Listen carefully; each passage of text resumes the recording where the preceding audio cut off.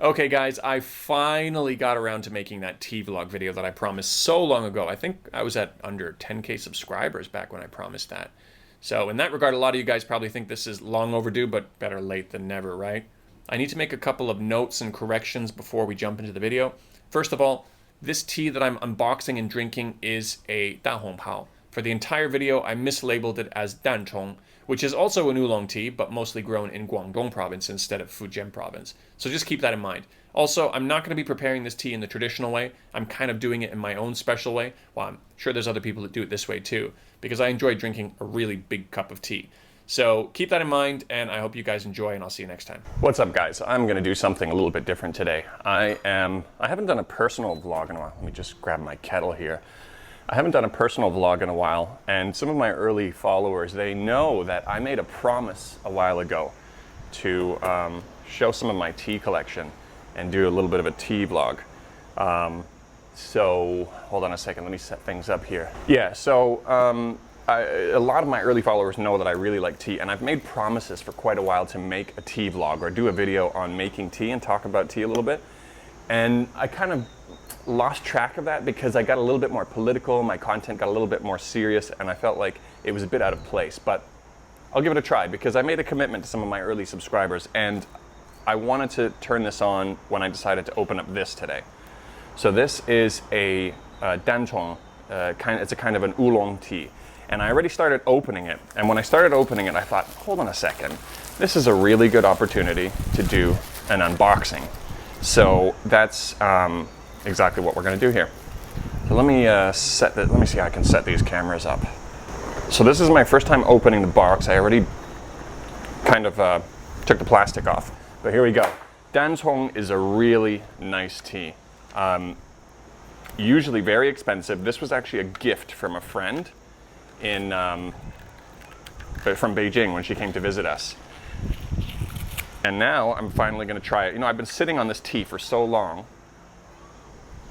that you know, I was saving it for a special occasion. And then I started thinking to myself, no, you know what? Oh, that's nice. Take a look at that. All right, my camera just died on me, which is a testament to how unplanned this is. So I've got to try to figure out where I just left off. I think I was talking about my original intention to save this for a special occasion. And suddenly feeling like those you know, older immigrant families like there are in my family back in Canada, who usually put plastic on a sofa and never take the plastic off because they want to keep it safe, so they never actually enjoy it. I kind of felt like that, just sitting on this beautiful tea and not actually enjoying it, continually waiting for a special occasion. But okay, that's really nice. That looks nice. Oh yeah, that smells really roasty, toasty, kind of a lot of like woody kind of flavors, definitely very roasty. So now what I'm going to do is I'm going to put this, I like making tea in these kind of little systems here because it's really good for making large volumes of tea, and it's probably one of the most convenient ways to make tea, especially in large volumes. You can see here inside has a filter, and well, I'll show you how it works.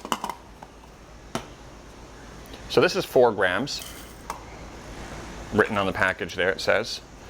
And what we're going to do first is I've prepared 95-degree water. We're going to do a rinse phase first. So what we'll do is we'll close that up, we'll get those leaves wet, we'll wash them off, get them to open up.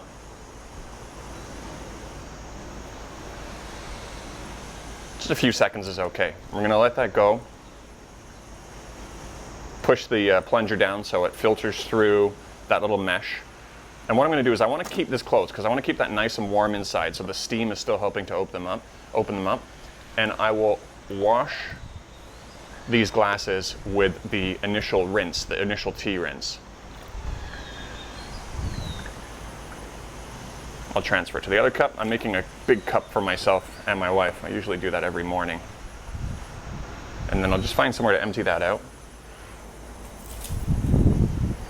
And You can smell the cup now, and it's really nice. I'm really looking forward to this tea. I can't believe I managed to sit on this for so long. My friend got it for me about last year. So another quick note about the temperature of the water that I'm using. I'm using 95-degree temperature, as I mentioned before. And what I do when I boil the water is I don't let it go to boil. I stop it at 95 degrees. And the reason is because, now this is getting, you'll probably get some debate on this, but it will keep more oxygen in the water compared to letting it boil and having a rolling boil release some of the oxygen from the water. Oxygen in your tea is a really important part to the flavor. It adds a lot of dimension to it. So if you get, especially if you get teas that are supposed to be kind of brewed at really low temperatures, 75 degrees, 80 degrees, it's even more important. What you will get sometimes is people are boiling the water and then they add the remaining amount of cold water to it to bring it finally to the temperature that they want. And so by that, you're introducing highly oxygenated water that hasn't been boiled yet. So you kind of almost accomplish the same thing. So with this Dantron, what I'm going to do is the first brew is I am going to let it sit here for about 25 seconds. Actually, I'm probably going to do a little bit. I'm looking at the color, the way the color of that tea is developing. I'm probably going to do it a little bit shorter than that. And with Dantron, so Dantron is an oolong tea, which is kind of, you could say, halfway in between a green tea and a black tea in many ways, in terms of the caffeine levels, in terms of the oxidation levels. When they're preparing oolong, when they're making oolong, after it's been withered, what they'll do is they'll put it in a basket and they'll shake it around to lightly bruise parts of the leaf and accelerate oxygenation in certain parts of it. So that's the basic concept. There are different ways and different methods, of course. But this particular tea is going to be from the Wuyi mountain areas in Fujian province. Very popular tea in Guangdong to drink, actually. So now, I plunge this down. That's my first brew in there. And then what I'm going to do is I am going to layer on top all of my other brews to make those big cups of tea. Even though you can get 11 brews out of these leaves, more or less, you're going to get varying degrees of flavor and strength from the beginning all the way to the end. Obviously, you're going to get your strongest cup in the beginning. And what this does is this just makes a whole batch together, evens it out for everybody, and then you can enjoy a really nice big cup of tea.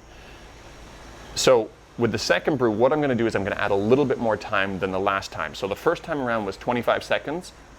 Well, it was less than 25 seconds, but let's say I did go with the 25 seconds. What you would do is you would add on additional time for the second brew. So it would go 30 seconds. Then the third brew, you'd go 35 seconds, and so on and so on and so on, and you'd add a little bit of time. But we're just kind of eyeballing it here, and I'm not actually going according to those times. I'm just kind of looking at the color of the tea and making sure I'm happy with the results. So we're going to go for the third brew.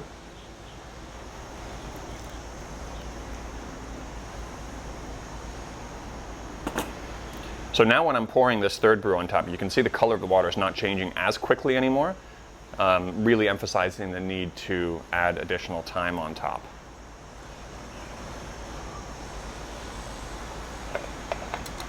So this one's going to take a little bit longer.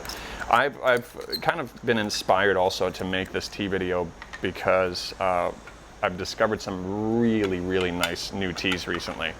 One was a white tea, an aged tea cake that has orange peels and other kinds of things pressed into the tea cake, and it was really nice. It was a really nice tea.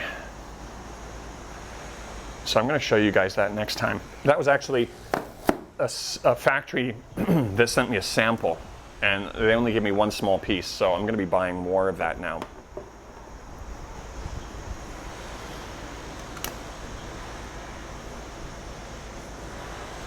All right, so we'll go for our next brew. I actually have there's some teas where even after you've done quite a few brews with it, it looks like the tea leaves have a lot of juice left in it.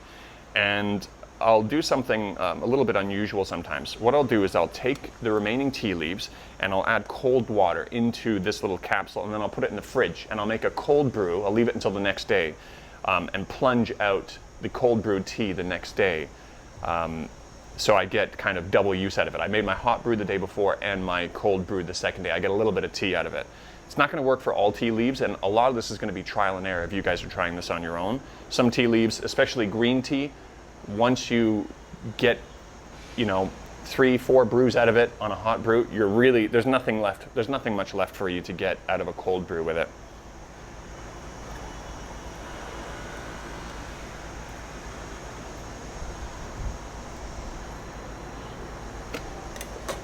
All right, so I'm gonna do one more on top of this. There's not gonna be 11 brews, so what I'll probably do is I'll let this sit somewhere later, and later on, maybe around lunchtime, I'll make some more brews with it. But this is gonna be sufficient. This is gonna be enough tea for me to start off with.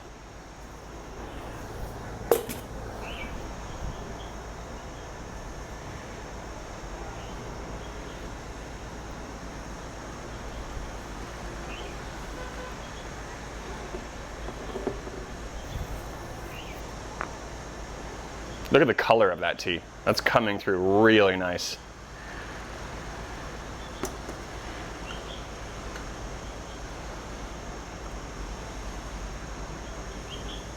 While that last one is brewing, I'm gonna start pouring some of this tea into these cups.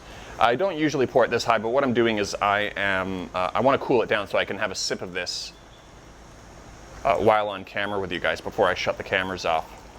And it obviously will have a side benefit of picking up a little bit more oxygen while doing this too. But that's not really my main intended purpose.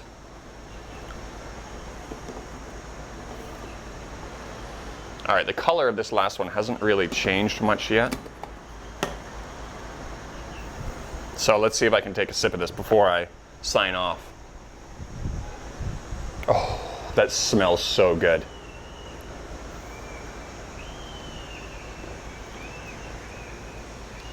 Yeah, you know what, guys? This is really good. This is as good as I imagined it would be. It's really roasty, earthy, kind of woody flavors, and that's really enjoyable. So I'm going to leave it there. Some of the guys who follow me are also craft beer fans like me, and I really think there's a lot in the tea world that will apply to people who like craft beer. A lot of people, when they discover craft beer, they realize that craft beer is so much more interesting than they ever imagined. And there's so many more flavors than they ever imagined also. And you know what?